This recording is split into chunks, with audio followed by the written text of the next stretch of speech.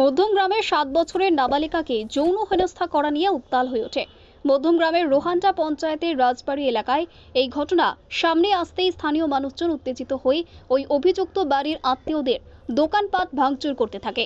ঘটনাস্থলে মধ্যমগ্রাম থানার পুলিশ আসে। পুলিশকে দেখেই উই ওয়ান্ট জাস্টিস স্লোগান শুরু হয়ে যায় গ্রামবাসীদের। পুলিশের সামনে ব্যাপক ভাঙচুর চলতে থাকে স্থানীয় মানুষজনদের।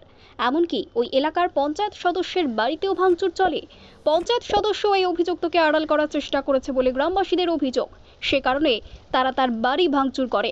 এরপর বিশাল পুলিশ বাহিনী ঘটনাস্থলে পৌঁছয়। পুলিশ লাঠিচার্জ করে কাঁদানে গ্যাস ছুড়ে অবস্থান নিয়ন্ত্রণে আনে। অভিযুক্তকে গ্রেপ্তার করেছে মধ্যমগ্রাম থানার পুলিশ। মানে 8-9 বছর বাচ্চা মেয়েকে রেপ করা হয়েছিল। কে করেছে? রোপ বলেছিল, মানে রহিমা ভাই। রহিম এখানে ওই তো সামনে বাড়ি থাকে। হ্যাঁ, এর বাড়ি এটা আছে। তার বাড়ি এমনি তার পরবর্তী সময় কি হয়েছিল? যে পঞ্চায়েত সদস্যের বাড়িতে পঞ্চায়েত গিয়েছিল রিপোর্ট করতে, এই যে ধর্ষক তাকে বাঁচাতে। তারপরে কি ঝামেলা বেড়ে গেছে। তারপর আমি চলে গেছিলাম বাড়ি। পুলিশ এসেছিল? হ্যাঁ, রাত্রে পুলিশ, রাতভর পুলিশ ছিল। অভিযোগ গ্রেপ্তার হয়েছিল? হ্যাঁ হ্যাঁ। আমার নাম আনোয়ার হোসেন।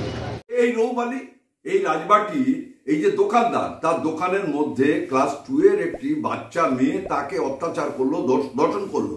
এই ঘটনা সেই মেয়েটি বাড়িতে গিয়ে যখন তার বাবা মাকে বললো, বাবা মা পঞ্চায়েত সদস্যের কাছে গেল, তৃণমূলের পঞ্চায়েত সদস্য, সে উল্টে এই ঘটনা তাদের পাশে না দাঁড়িয়ে ধামাচাপা দেওয়ার জন্যে, আজকে টাকা পয়সা তাকে দিয়ে মিটিয়ে নেওয়ার জন্য, চেপে যাওয়ার জন্য তাদের কাছে বলতে থাকে।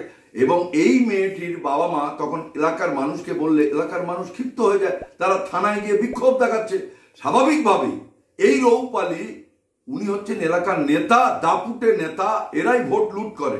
অর্থাৎ গোটা পশ্চিমবাংলা জুড়ে যা ঘটছে, এই রাজবাটি তার বাইরে নয়। সমস্ত তৃণমূল কংগ্রেসের নেতাদের প্রশ্রয়ে আশ্রয়ে এই ঘটনাগুলো সংগঠিত করছে এই লুম্পেন বাহিনী।